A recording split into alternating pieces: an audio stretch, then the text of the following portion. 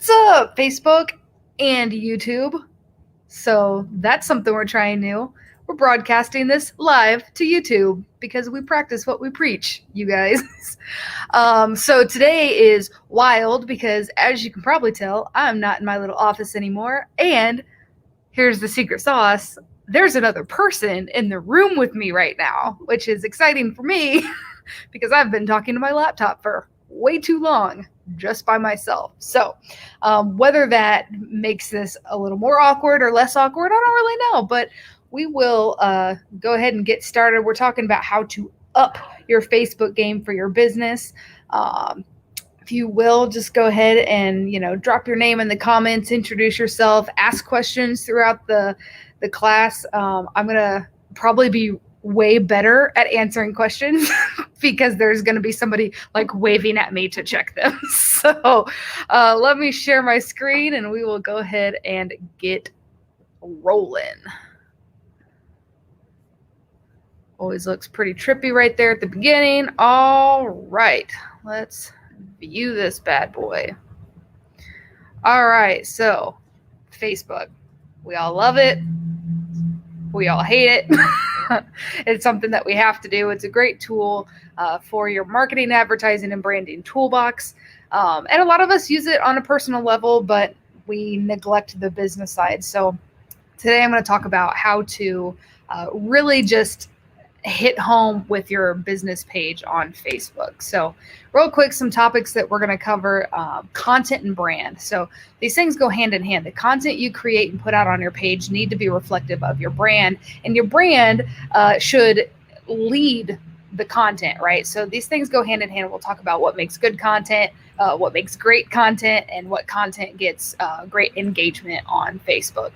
I'm also going to talk about the algorithm, and nobody really loves the algorithm. We all want to know how it works. And the beautiful thing is that it is constantly changing. And so that's kind of always a pain, but we're going to talk about the changes that have happened in 2021. So these are things that you may have been practicing, but now you need to alter in your business practices. So watch out for those.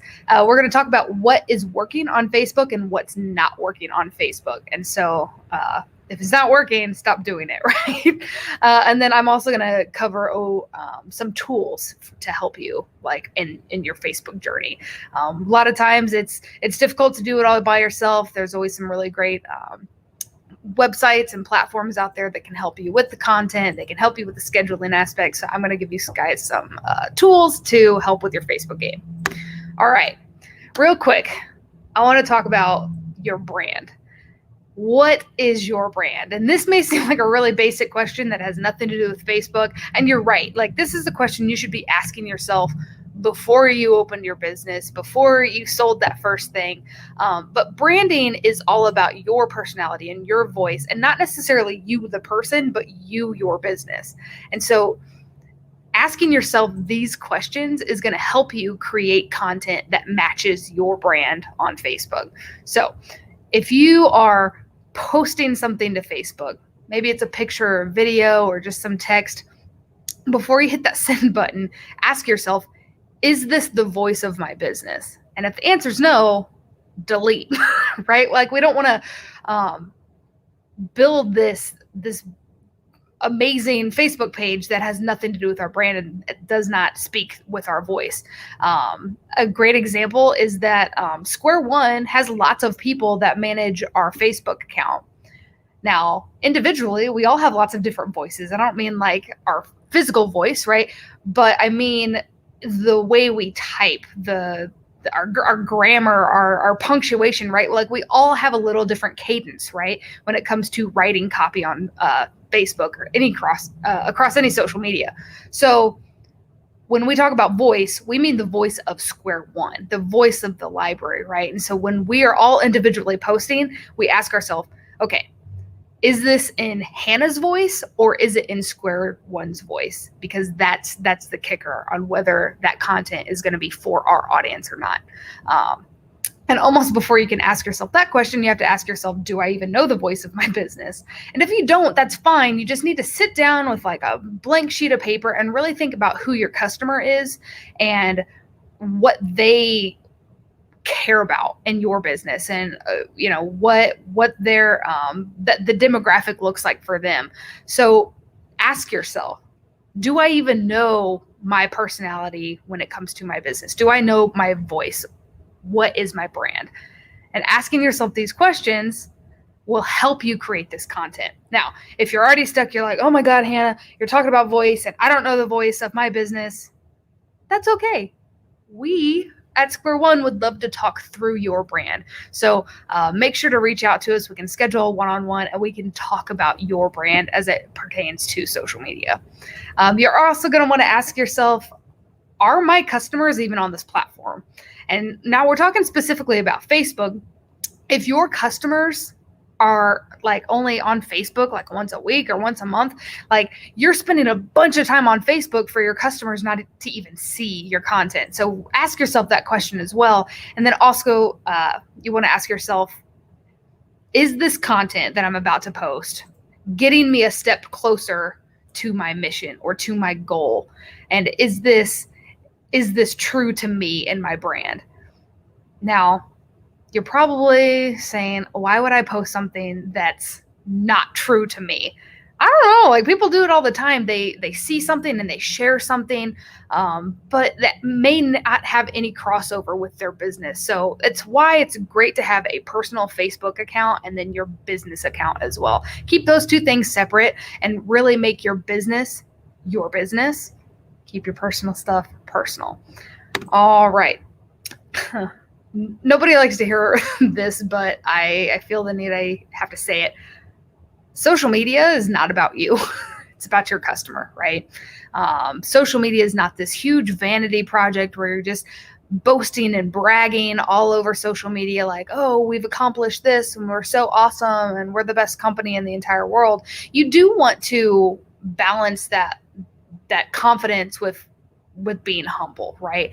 So just know that every single thing you post out of your Facebook account should be about your customer. It should be for your customer. It should educate them, entertain them, provide them with something, right? Give them something. And whatever that is, you should know that it's not this like huge vanity thing. So always have your customer in mind. Now, this goes back to brand, right? You're asking yourself these questions. What does your customer want? Why are they following your page? Are they following your page just to be supportive? Or are they following it because you are a content provider, right? Like you provide whatever they're looking for. I'll probably mention this later on in the presentation, but nobody gets on social media like to be sold to. Nobody gets on social media to be like, oh, you know what? I wonder what amazing things Hannah's doing right now, right? Like they jump on because they're maybe bored in the moment, so they're looking for entertainment. They're getting on to find information. They're using it as a form of research. But there's lots of different customers that are following your page for different reasons. And unfortunately, I can't tell you what those reasons are. Those are things that you're going to have to research on your own, right? Like post a blog and see how many engagements you get on that. Because if it's a lot, then you know what content works and what doesn't. The 80-20 rule. So 80% of the content that you post out of your Facebook page should be about the customer. Not like, oh, Megan's favorite color is blue and that's really cool for her. I mean, like, Square One offers lots of different classes, and here are all the other places in the metro where you can learn different business skills, right? Like that lets you know that we're doing a thing, but is also building up our community, right? So that's your 80%. Like don't push and push and push people. That you get 20% of the time, 20% of your posts that you get to directly, sell something or really make it about you. But 80% of the time should be all about your customer and giving them something more than a sales pitch.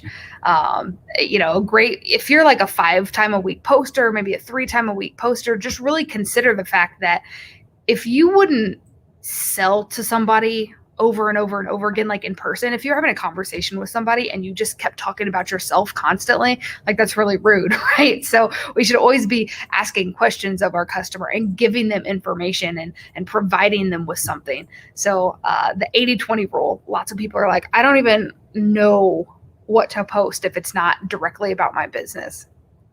Shoot me an email, you guys. I want to help you create awesome content, and there's a lot of great tools to help you do that, and we'll get to those in just a moment. Okay, so when we're talking about the algorithm, a few years ago, Facebook kind of flipped upside down, and they said, you know what, we're going to get back to our roots. We want meaningful interactions on Facebook, and that's all great, but nobody really knew what it meant. So what it boils down to are clicks, likes, comments, and shares. Those are meaningful interactions because your customer is engaging with you in some way. So if you think about a click, right? Like you clicked on this to watch it, right? Some of you may like it. Hopefully, I don't know, like it would be cool if you gave us a thumbs up. I would really appreciate it. And a lot of you will maybe comment on this video, right? Commenting is almost a step above a like and a click, right? Because a like and a click is just one action. But a comment is, I'm going to click on a comment and I'm going to think about a thing that is engaging, and it's dialogue and it's conversation. So all of a sudden you've kind of kicked it up a notch. And then a share, right? A share is no longer communication between the provider and the customer, but now it's a conversation between the provider, the customer, and all of the people that follow that customer, right? So if you share this content, you're saying that this content was so great and so wonderful and so helpful or whatever that you wanted other people to see it as well. So those are meaningful interactions. And so from a business side of that, think about what is shareable content? What is commentable content? What is likable content? And then work backwards from there. Real quick, there's a lot of reasons that people share content. Some are, really obvious, like they want to express how they feel about something, or they think that something's super funny, so they want to share it. There are other, reasons that people share content, like showing off or, proving that they were the first person to know something or find out about something. But sharing content is kind of the goal, right? You want people to share your content. That's how you're going to get more eyes on your content. And even though Facebook's not about sales, Facebook's not strictly about, like making sure you get as many people to your website as possible. Like that's a great thing that may happen from that. But the purpose of having a great Facebook page full of great content is so that when people do look you up or when they do find you, they see that you are a content provider, right? They see that there's really great stuff on your page and that you are an industry leader, that you're a thought leader, and that you're somebody that can be relied upon. So when people share content, the more eyes on your content, the more followers you're going to get. And when you do that sales post down the road, you're going to be top of mind. You're going to show up in their newsfeed. And they might think about you. They might purchase from you. That's the point. So think about why your customers may share content. And only you can answer this question, right? Only you know your customer well enough to be able to answer this question. And if you don't know your customer well enough, talk to them. Ask them, like what kind of content do you like to share on Facebook? What kind of content do you like to engage with on Facebook? It may seem like really blatant and obvious, but a lot of people will open up and let you know, like, I like to share informational stuff with my family. I like to share recipes. I like to share funny cat memes, like whatever it is, figure out what they like to share and then curate your content to match that. You're going to see that once you start posting with your customer in mind, you're gonna get a lot more engagement moving forward. Algorithm changes. This is the one that everybody's like, what are you even talking about? I just got used to old Facebook and now I have to learn new Facebook. So real quick, Facebook is becoming a publisher, not a platform. Now, what the heck does that mean? What it boils down to is a platform is a place where anybody can post at any given point in time, and it just shows up on a news feed regardless of who interacts with what. It all just goes up there and we can all have equal opportunity to see that content. Now, a publisher, think about a book publisher, right? Like you have someone who takes your content and then decides to push it in one direction or the other. And so Facebook is actually more of a publisher because of their algorithm. So I'm getting a bunch of Facebook ads for baby stuff constantly. It's because I have a baby, right? Like they know that. And so when somebody is posting about, mental health in children, or these are the best toys for child brain development, whatever that is, Facebook's showing that to me specifically. And this comes, in fact, not just with ads, but with any sort of content that you're posting. So when you post something, unfortunately, not every single one of your followers is going to see it unless they're engaging with your page a lot. So is it hard? Absolutely. But it can be a benefit because you know that the people that are looking at your page, the people that are engaging with your page, are your true customer. You're going to get a lot of followers that maybe like fall off after a while, and that's okay. You want to find your community and your people. So Facebook is helping with that, I guess.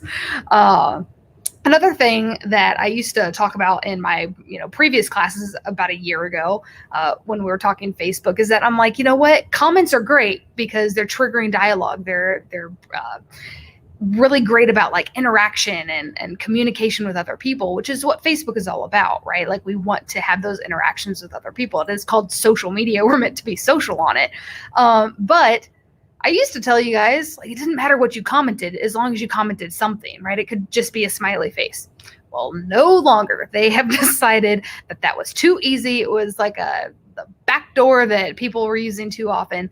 And in order to have true dialogue with people, longer comments are given more weight in that algorithm. So, for example, when you post something, maybe you post a picture of yourself doing a thing, being super cool, you have your copy and then somebody comments on it, right? That's great. That's dialogue. Boom. You want to make sure that when you comment back, you're not just saying thanks, ! Send it. Now you want to say, thank you so much. We're so glad to have you on this page. Let me know if there's anything we can do for you. Like really try to have a conversation with that person. And it makes sense, right? If we have these longer comments, that person is going to be more likely to respond back to your reply, right? And now Facebook's like, oh, this post has a bunch of comments on it, therefore show it to more people. Them being a publisher, not a platform, right? They get to decide who sees it. Another thing that I failed to type in this particular slide, but we were talking about it yesterday during one of our meetings, is that now if you wait 2 hours to reply back to a comment, it actually works a lot better in your favor because you can keep bumping your post up to the top of the newsfeed. So your example, you posted a really cool, awesome picture of you doing something cool. Somebody comments. Wait 2 hours and respond to that comment. And then if they, boom, respond right back to that one, wait 2 more hours. Because as long as you keep the momentum going, you wait just long enough for this to, maybe kind of fall down the newsfeed a little bit, and then you comment on it, boom, right back to the top. And then more people see it. Another person comments, and then you wait 2 hours, boom, you comment again to the top of the list. So the longer you can keep that process going, you're going to be able to ride your content for a lot longer. So 2 hours is the magic number. There are exceptions. Like if somebody's asking you a very specific question, like, what are your hours? Please respond to them. They want to know now, not later. Or if they have like a customer service, issue, if they are like berating you on Facebook, you want to make sure that you address that quicker than later. But for those comments that aren't necessarily like time sensitive, wait the 2 hours. Some great engagement questions. Start your post with should, would, which, or who. These are questions that a lot of people are more likely to answer. And when you ask a person a question, they're more likely to respond. People like to talk about themselves. And so if I post, something about, okay, well, we did Facebook, we're going to do Instagram, we're talking YouTube.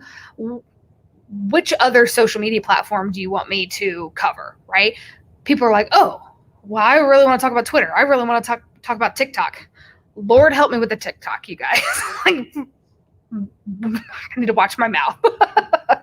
We'll maybe talk about TikTok. But you're giving somebody an opportunity to really voice their opinion. Might get a little sticky at some point, but if you open yourself up to these questions, you're going to get more comments. The more comments you have, you get bumped up higher in the algorithm. So it's really pretty simple. Even like simple questions like, like, would you rather have this or this? Or should we change our logo or should we do something else? Like, people want to voice their opinion. They like to be heard and they like to be interacted with, especially on a business page. Minimize link shares. So this is something that has honestly kind of like killed my vibe a little bit on Facebook, because we're, Square One's very event based. We like putting on these awesome classes. We want to make sure that you guys get registered and everything. We want to send you to our website. We want to show you all these really great things that we've got on our website for research and, just really great content that lives on our website. But the problem is that we have to copy and paste that link into Facebook. Now, what happens is that, let's say we share a link to our website and we're like, check out our cool website, you guys. And if you click on it, you're taken to our website. Makes sense. That's logical. But Facebook is like, here's the thing, guys. We make money when you stay on our platform, and we don't make money when you're not on our platform, right? If I'm not seeing ads on Facebook, Facebook's not making any money. And so they're minimizing the amount of people that see posts that contain a link because they don't want people to leave their platform. So on a business side, think about how you can get that same engagement without sharing a link all the time. Links every now and then are fine. Links in the comments, fine. Links in like your like cover photo, great. Make sure you've got your links on your actual page, right? You can edit your about information, make sure it's there so people can always access it. But if you're posting content and you're constantly linking to something, Facebook's going to start showing your content to fewer and fewer people just because they're not going to make money off your customers being somewhere else. And that's business, baby. I don't know what to tell you. It's a little harder, but it's almost a challenge for you to focus on more native content. Like, what can you provide on this platform that's going to get someone engaged enough to go search you out on your website after they're done on Facebook? Another thing you want to do is avoid words like, comment, or share. So I just told you that the algorithm wants people to like and comment and share on your stuff. And so an easy way to do that would be like, I post this picture and I say, hey guys, make sure to like and comment and share this content. Well, Facebook's like, that's cheating. And it just shows your content to fewer people. So there's always ways around that. Like, you can say, instead of saying, make sure to like this, you can type, show us some love with and then use like a heart emoji or the thumbs up emoji. That's kind of a nice little way around that. And that way people can understand what you're talking about without you breaking like Facebook's unwritten rules on what to say and what not to say. Same thing with like comment and share. You can always say, is there a friend that would benefit from this information? Whatever, like, just don't use the word share, don't use the word comment. Like gets a little weird because we use like in everyday jargon. But if you're saying like this content, it keeps getting bumped down. And the more rules you break in this Facebook algorithm, the fewer people see your stuff. That's when you post a picture, you break all the rules, and you get back on there a couple hours later and you're like, why did nobody like this? It's because nobody saw it. Like, that's the problem. So follow the rules. We've got more algorithm changes. So right now, the current recommendation on posting is 1 to 2 times a day, with also keeping 6 to 8 hours in between those 2 posts. So I get this question all the time. Like, well, how often do I need to be posting? Well, this is Facebook's recommendation, but I understand that this is a lot, especially for someone who's just getting started with Facebook, or maybe they've let their page lay dormant for a while and they're trying to like get the ball rolling again. Twice a day is a lot. Once a day is a lot. Sometimes more manageable is like 3 times a week, Monday, Wednesday, Friday, Tuesday, Thursday, Saturday, or Sunday. Maybe a little more manageable for you. But if you are in season, or if you've got something going on, if you have a special going on, or if you have an event coming up, you do want to make sure that you are posting 1 to 2 times a day and making sure that you spread those 2 posts out, right? So if you post at like 10 a.m., don't post again until like 4, 5, 6, right? Because if you post at 10 and you post again at noon, like those 2 posts are competing with each other. So spread it out a little bit. And here's our next bullet. Start utilizing stories. Stories are like your content that lasts for 24 hours. So if you get on Facebook and it's that very first row that pops up. You see the little circles with people's names and their profile pictures, and there's like the circle around it. Like those are their stories. These are things that they upload that they only want to be on Facebook for 24 hours. So this is like short-term content. Long-term content would be what you put on your page. Short-term content is utilizing stories.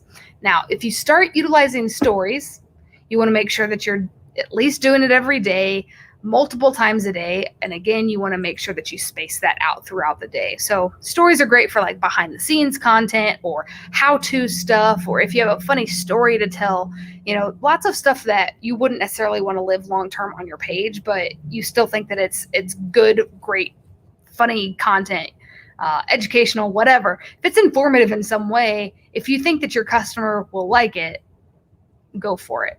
And then live video. Everybody hates live video. I can't say that I'm a giant fan of it myself, but here we are. Live video makes everybody get the nervous sweats a little bit, but live video is like the gold standard of content on Facebook. And so if you want your customers to see your stuff, do a live video. Jump on there, take a deep breath, blow it out, and just do it. Go live. Ideally, you're going to be live for at least a minute. A minute to 15 minutes is perfect. 15 minutes seems like a really long time to be talking live, but here I'm going to talk for 90 minutes, allegedly. So you can do it. If I can do it, I know that you guys can do it too. But live video is going to be great for, your long-term stuff, like having a conversation with your audience and letting them know what you're up to, and being a content provider, again, like teaching them how to do something that you do well, or commenting on something that you've read in your industry and breaking that down for your audience. You have to remember that no one knows your business and your industry better than you. Your customers, you might think that they already know everything, but they don't. They absolutely don't. So if you're, a real estate agent, talk about this crazy market that's going on right now. If you are a chef in a restaurant, talk about the hours of prep work that goes into it, because people don't understand. Like your customers don't understand. So just let them know what it is about your industry that's so special. Comment on things that are currently happening. And those are great live videos. Those are things that people will watch, they will remember, and they're going to hit that follow button and wait for the next one. So live video is scary. That's okay. We can all do scary things. We can do hard things. We just need to take that deep breath, click the go live button, do it, click end, and then, go shake it out a little bit, and it's all okay. The more you do live video, the better you will get at it. It's like public speaking. It's like playing a sport. You have to practice, and people that are too scared to practice are never going to get better at it. So live video is crucial. I'm telling you this right now. I want you all to do a live video, and I want you to tag Square One in it so I can watch it, because I believe in you, but I also want you to get better at this. I want your Facebook pages to succeed, because when your Facebook page is doing well, your business is going to do well too, because you're putting the time and effort in. All right. Sorry, got really deep there. Regular video. So if you're like, no, Hannah, live video is not for me, but I would love to shoot regular video. I like to, upload videos from my phone. That's great. do that too. Do that as like a prerequisite for your live video down the road. But regular video, and by regular video, I mean video that's not live, should be between 65 seconds to 5 minutes. You don't want it to go over that 5-minute mark. If it's going to go over 5 minutes, better make it a live. But regular video needs to be shorter, right? Because we have like our attention spans are not very good. We can't sit and like watch a thing for too long. So sum it up. You want it at least 65 seconds. It's like a phone ringing in here. That's like really wild to me. Who has a landline anymore? The library will be closing in 30 minutes. The library is going to be closing in 30 minutes, you guys. But we're going to be here teaching this class and also locking this library up. So we'll see how that goes. So we're probably going to get that announcement at least like 5 more times. So stay tuned. It'll be super fun for everybody. Interest-driven groups. So groups are huge on Facebook now. So you're probably already a part of a group on a personal level. But as an advocate for your business, start joining groups that are interest-based, like for your industry. So if you are a chef, right, like join the food groups and the restaurant groups and the food product groups or the foodies or whatever, like join those groups, not to sell, not to jump in there and be like, I have a restaurant, I have a food truck, I have a food product, you should try it out. But be there as an active participant for when people do ask questions, because you can share your expertise and then you could also subtly like just slip in like, and if you're looking, to try some new cuisine, make sure to check my restaurant out. Because the more you can comment on people's posts in those groups, the more active you can be in those groups.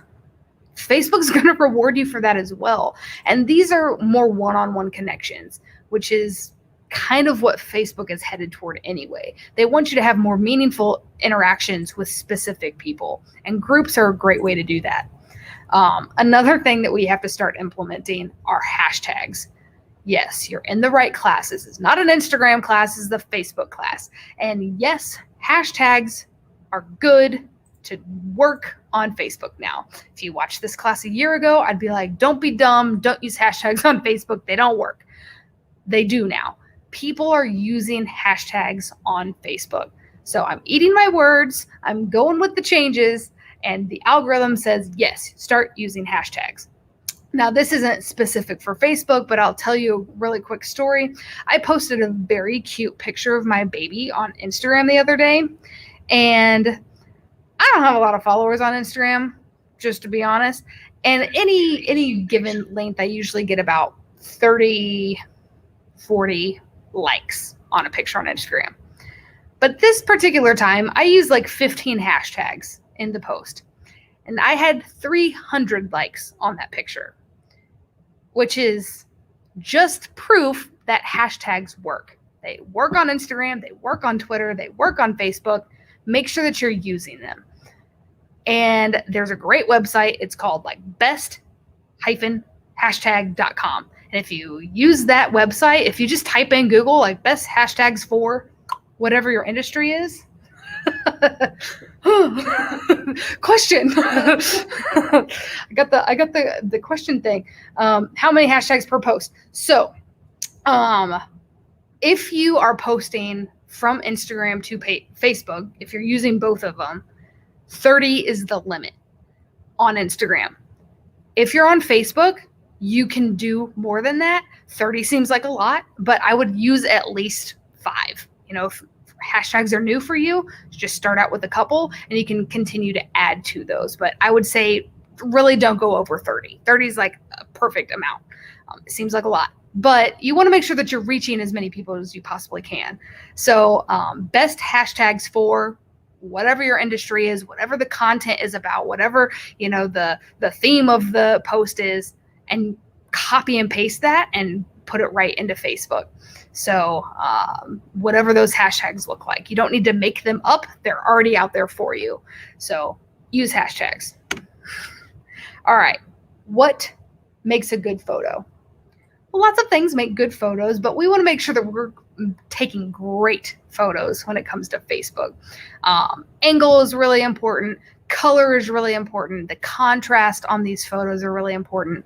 And the reason we're spending so much time talking about pictures is because Facebook is very visual, maybe not as visual as like Instagram, but still a very visual social media.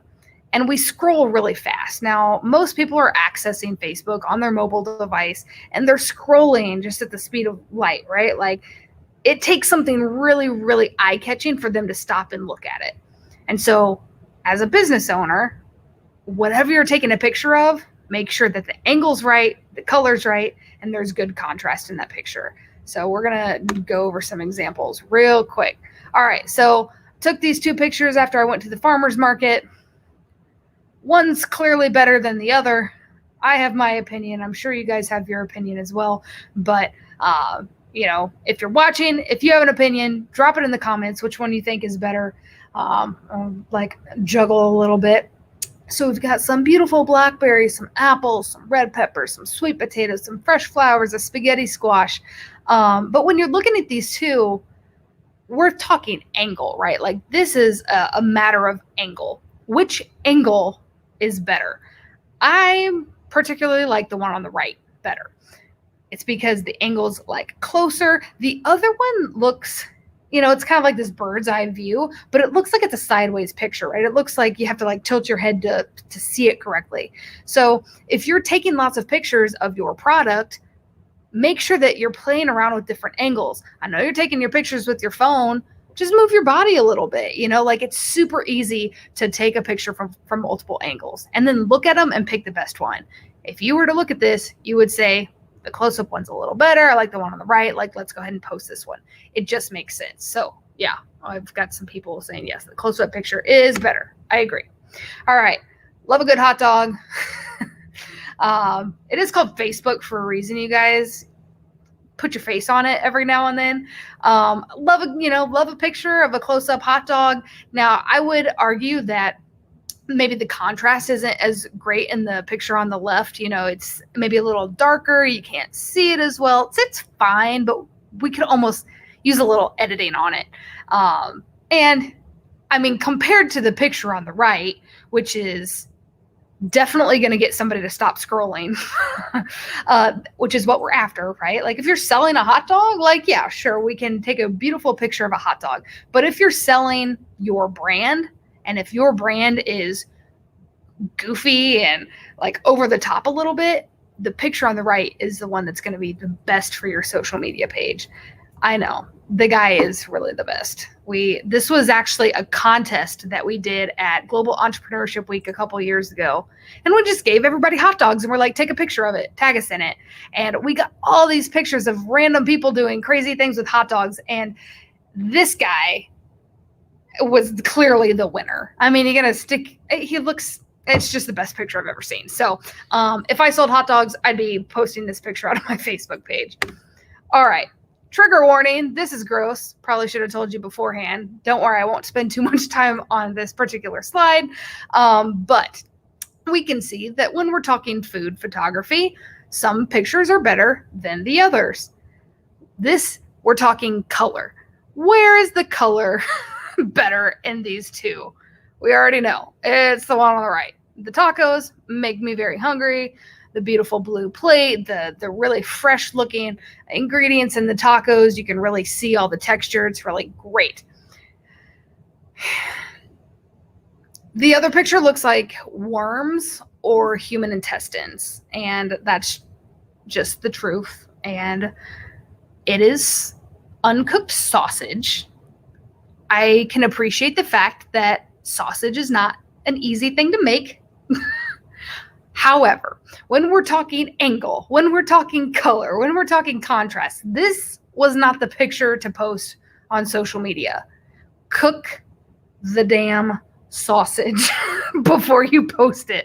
Or you know, like have the casing a little further away with you holding it, or show the process of you casing the sausage, or do something that's not that, because that is going to make somebody never want to eat at your establishment ever. All right. So this begs the question, okay, we know what makes a good photo. So what makes good video? lots of things, but we are going to specifically talk about the lighting, the audio, and the orientation. We may get another announcement here in a little bit. So when we're talking lighting, so lighting.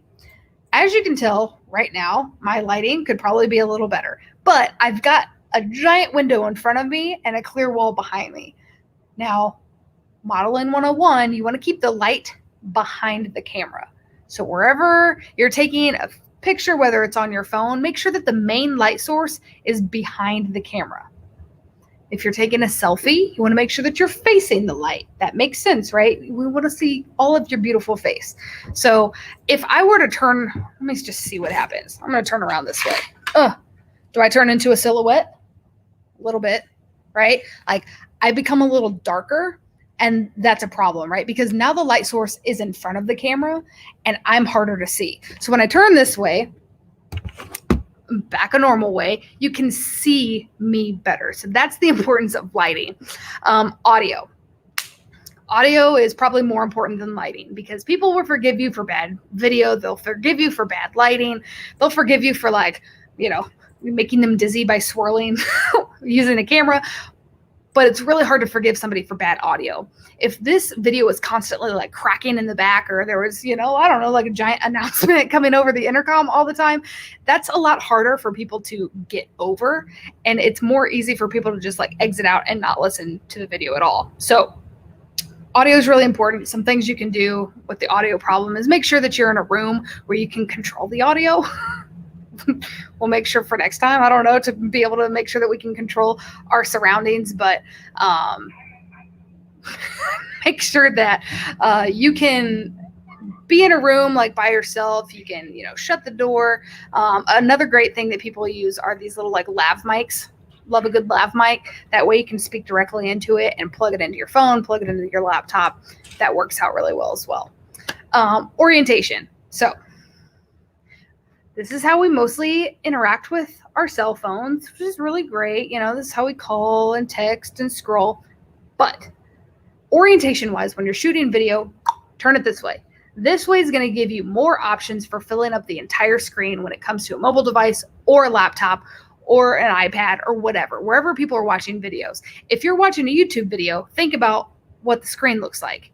If you're watching a YouTube video, and somebody took the video like this, you get the black bars on the side, right? You want to make sure that you're filling up the entire screen. So when you're shooting video, turn it sideways, get the landscape orientation, because this is going to be better across all platforms and all devices. You do have the option of shooting video in a square. Square works out really well also. Video. So this is why video is important. I know we talked about it a little earlier, but there's this trust and transparency when you're talking about video, right? Like it's easier to rely on somebody when you can see them speak and you can understand them as a person. Some fun things about video is you notice that I use my hands a lot when I talk, and this is not like a normal thing for me, but if I were to keep my hands below the camera and you couldn't see my hands, that's a trust thing, actually. People are more likely to trust you if they can see your hands when you're speaking. So when you are shooting video, make sure to bring your hands up every now and then. Use your hands to gesture when you talk. It is a sense of trust when it comes to video. Another thing is you become more of an industry expert when you're a real person, and we all are humans, and that's what makes us so amazing and beautiful and flawed and whatever. But it's those flaws and it's those human characteristics that are going to help people trust you more as an industry expert.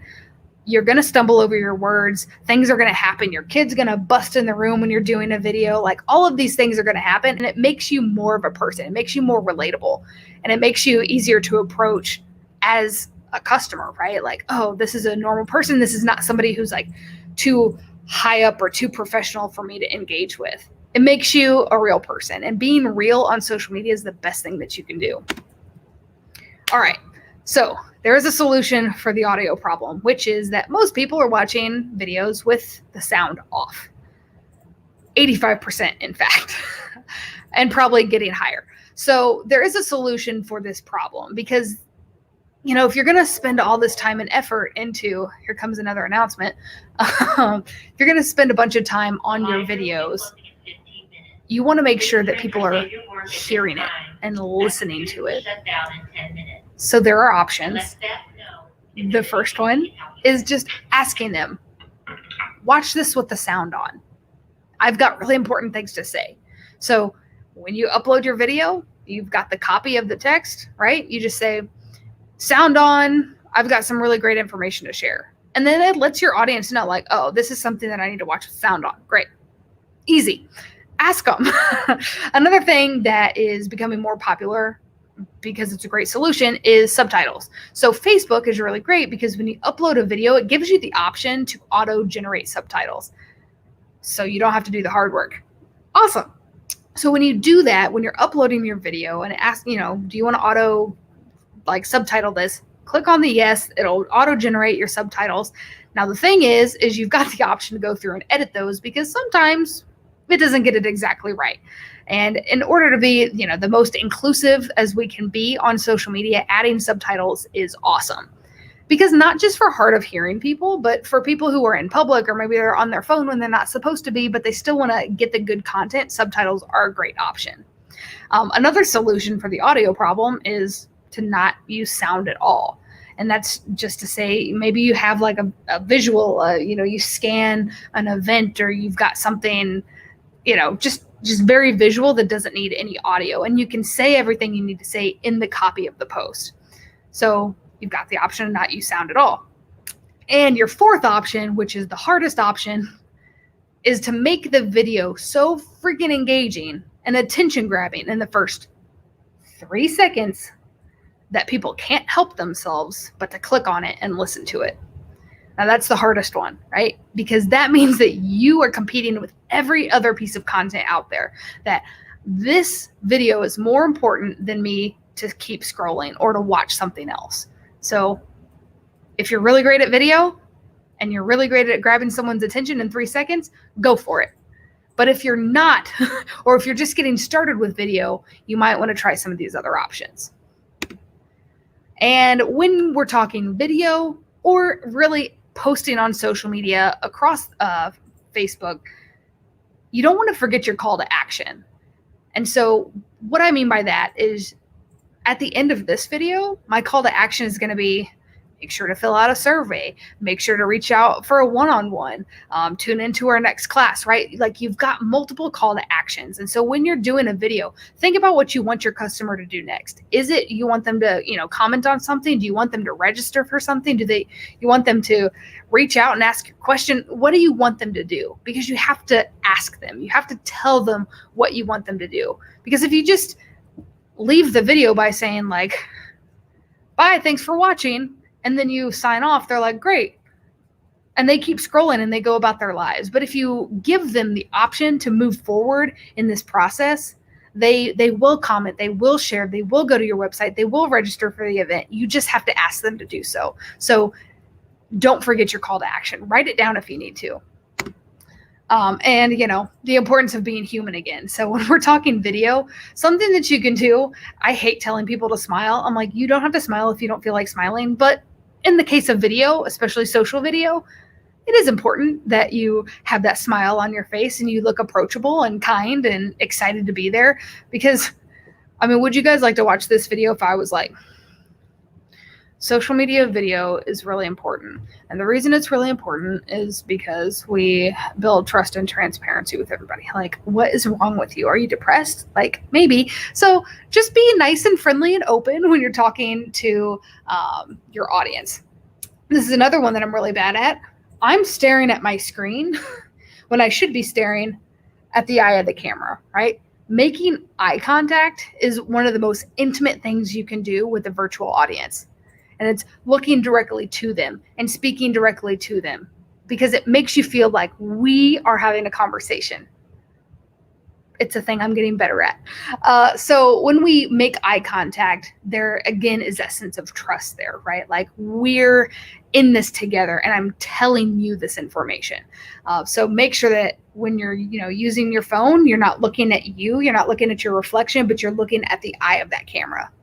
And probably the best thing that you can do when you're shooting video, whether it be live video or just regular, normal video, is right before you get ready to shoot the video, just take a deep breath, gather yourself a little bit, and then go. Like, everything is going to be okay. If it stresses you out, it's okay. Stress is okay. Being scared is okay. Being comfortable is okay. But when we take a step out of that comfort zone, when we are a little fearful jumping into something, that's when we learn things. It's when we gain new information. It's when we can grow our audience. It's when we level up our Facebook game, right? Like, that's when we get better. But we have to take that first step. And that first step is to do it. We have to practice. Okay, real quick. Insights are on your Facebook page, right? Like, when you're on your business Facebook page, you can go all over to the left-hand side, and there's usually a button that says Insights. And when we click on that, it shows us how many people like our page and how many people comment on the whatever. That will be going away. That button is not going to be there anymore. Now, it's probably still there on your account. That's great, but soon it will be going away. Business Manager is the way that you can see all those insights plus more. And it's not a different website, but the website you're going to go to create your Business Manager, if you don't already have one, is business.facebook.com. You're going to claim your business page, and you are going to manage your account from there. You're going to be able to see all those stats. You're going to be able to create content in Business Manager. It's like a one-stop shop. So this is a really great tool for you to start using before your insights go away completely. And these are things that you want to make sure that you're keeping tabs of, right? Because if you're constantly posting content that you think is doing really well, but turns out it's not doing well at all, you need to switch something up, and insights are going to show you that. So business.facebook.com. And here's another thing. I talked about this in the last class. I'm going to talk about it anytime I can, because twice now in the last 2 months, I've had this problem come up. Sometimes people get overwhelmed with their Facebook page, and they have a cousin that does Facebook, or they, hire somebody to manage their account. There are ways to do that don't involve you making them the owner, yes, of your page. Please retain ownership of your page. When you're in Business Manager, you can assign people admin roles, you can assign people editor roles, you can assign people publisher roles. There's lots of different roles that you can assign people. Make them an admin, make them an editor. Do not make them the owner. Here's why. If that person dies, if that person decides that they want to take over your page and take over your business and they don't want to give you access anymore, they can do that because they're the owner. And the process of making them not the owner anymore is nearly impossible. You can do it, but it is so, so, so hard. And twice in the last 2 months, I've had someone say, I need to make somebody an admin on my page, but I'm not the owner. I hired somebody a year ago to do that, but he died in a car accident. Really bad stuff, but that dead person can no longer access that account. And if you're not the owner of your page, there's literally nothing you can do about it except contact Facebook and say, help, please, and hope that somebody gets back to you. Facebook's not great about receiving those and having an easy conversation. It's not like a customer service line where you get to talk to a real person. This is a problem that's a lot more difficult to solve. So just don't give ownership of your page away. It's probably the worst thing you can do.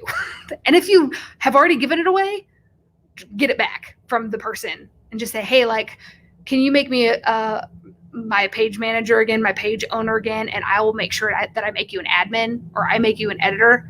Give them that page role that gives them the option to, do whatever they need to do on the page. Maybe you've paid them to create content for you. Great. You're the owner. You own your business. Nobody else does. I get this one a lot too. okay, yeah, this is great, but like I'm not a creative person. I don't know what, content to post. Here's some tools. Here's some ideas for you. Number one, Canva. Love it. Probably my favorite thing that has ever been invented in the entirety of ever. I do a class on it. So if you're like, I don't even know what Canva is, check out the videos on our Facebook page and you will see lots of different Canva videos. But Canva is a website that allows you to be your own graphic designer, and you can create Facebook posts, you can create Instagram posts or Twitter posts or LinkedIn posts or YouTube, whatever. You can make anything you need to make on Canva, and there's lots of great templates to help you get started. Another thing you can do is just kind of see like what's trending. You can see what's trending on, YouTube or Facebook, or just Google like what is trending in social media right now. That's going to give you a list of stuff so you can kind of keep tabs on what's happening in the world. Here comes another announcement. Woo! The library will be closing in 5 minutes. 5 minutes, guys. The library is going to be closing. We're going to be here answering your questions. Pinterest. Pinterest doesn't get enough credit, but I really enjoy Pinterest because I go on there and I use it as a research tool. So if you have like a hard time thinking of like what content to post, jump on Pinterest and type in, social media post for whatever your industry is. And you're going to get lots of different blogs and articles that give you a list of like 100, 200, 300 ideas for you to post on your social media pages. And it's a great resource to use. A lot of people overlook it. A lot of people also overlook your competition. I mean, your competition probably has a Facebook page. They probably have a Twitter account. They probably have an Instagram account. Whatever they have, like make sure that you're keeping tabs on them, see what content they're posting, see what does well and what doesn't, and then mirror that a little bit, like add your own flavor to it or learn from their mistakes. But you want to make sure that you always know what they're doing.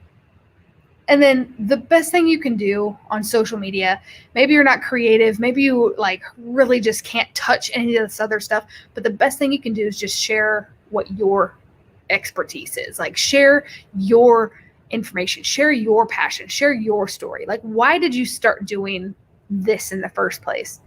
What drove you here? What drives you now? What motivates you as a business owner? Share that part of you, because that's all storytelling. And we love stories. We love hearing the reasons behind something. It's why we buy art. It's why we eat at specific restaurants, not because, the tacos are really good, but because of the feeling we get when we eat those tacos, right? The experiences we've had at that restaurant, the family that we've gotten to eat with, the owner that we've known, was rags to riches or whatever. There's always a story behind something. So if you share your story, that's the best way that you can really get started with your Facebook page. All right. When you need to be efficient, and we all need to be efficient, one of the greatest things that you can do is start utilizing a social media calendar.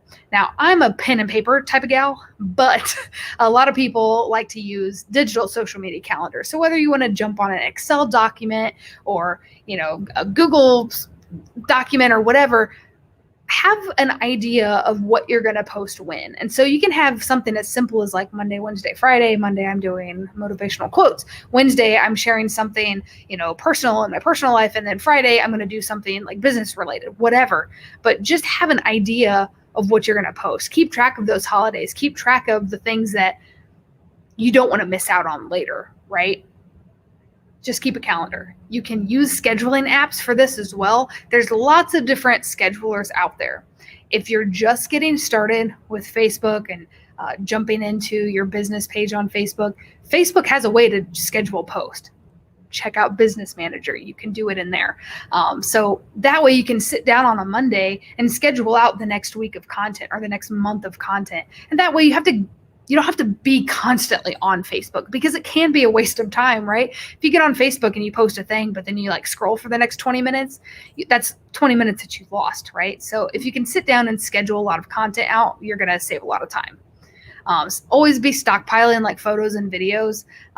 I like when I start shooting videos, I'll shoot like 5 or 10 videos like all in one day, but I'll spread them out as I teach them, or, when you're in the mood to do it, just do it.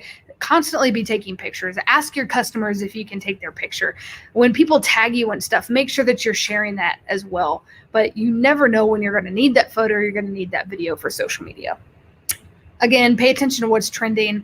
Sometimes this can be really easy content. If a local team is doing really well, then you can always say like, "Yay, go Royals! Yeah, go Chiefs!" Like, "Oh, the women's Kansas City soccer team is like totally amazing." Like, just always stay on top of what's going on in your community and also just like worldwide. You could always piggyback on content there. And setting goals is probably the best thing you can do in terms of efficiency, because if you don't have a goal when it comes to your social media page, how are you ever going to measure whether you're succeeding or not? So set a goal of, I'm going to make sure that this week I post at least 3 times. And then, the next week, see how you did. Did you post 3 times? How engaging was that content? Did it take you a lot of time to do that? And can you post 4 times? Can you post 5 times? See what you're capable of. But start small and set your goals from there. The library is closing. Everybody get out of here. So another thing that you want to make sure that you're doing is taking advantage of those productive moments. Creativity doesn't hit all the time. Productivity doesn't hit all the time. But when you're in the zone and you're creating and you're being productive, stay in that zone for as long as possible. Sometimes it's nice to set like a 30-minute alarm on your phone and just say, for the next 30 minutes, I'm not going to do anything except work on my Facebook page. And then just go. Let everything else just kind of like fade away into the background, and you've got one task in front of you. But sometimes it's best to just, when you're in the zone, stay in the zone until you have to go do something else. That being said, yeah, Katina knows. But yeah, make sure that you drop any questions in the comments. Of course, I will go back and make sure that everything gets answered. Please jump on our Canva classes. Those are going to be so exciting. Those are starting, I don't know, like end of June, I think. June 24th sounds about right. We're doing Canva on Instagram, right? We're talking how to build classes or how to build content for Instagram on Canva. So if Canva is new to you, or if you love Canva but you're not really sure how to get going, we're going to be doing live tutorials on Canva. Thank you guys for joining us. Sorry about the constant intercom. Perks of being in a live facility again. It's always fun. It's always fresh. Make sure to reach out to me if you have any specific questions. I would love to answer your questions. I want to do one-on-ones with you about Facebook and about content and about branding and about anything that pertains to your business. And then here's the big call to action, you guys. Please fill out our survey. Let us know what this class was like for you. Let us know if Square One can help you in any way. Also, our survey has a blank space where you can, if you have a specific question in your business, or if you have a specific avenue you want to address, write it in there, but then also make sure that you give us your contact information, because there's a lot of times that I would love to answer those questions for you, but I have no way to reach out. So make sure that if you want to be contacted, you give us your contact information. Please fill out that survey. It really helps me out. It helps the people above me out, because they're constantly like, did you get those surveys? And I'm like, oh, no, sorry. So do it for me. Do it for the library. Do it for yourself. This is how we can continue to provide these classes. I can't wait, you guys, for me to not be teaching only virtually anymore. I feel like we're getting closer. We're not there yet. But as soon as we can do in-person classes again, it's gonna be wild. It's gonna be a riot for sure. I'm gonna make sure all of you guys come, just so we can have a big party together. So fill out that survey. Let me know if you have any questions. Schedule a one-on-one. Thanks for hanging out with us. I will see y'all on the flippity flop.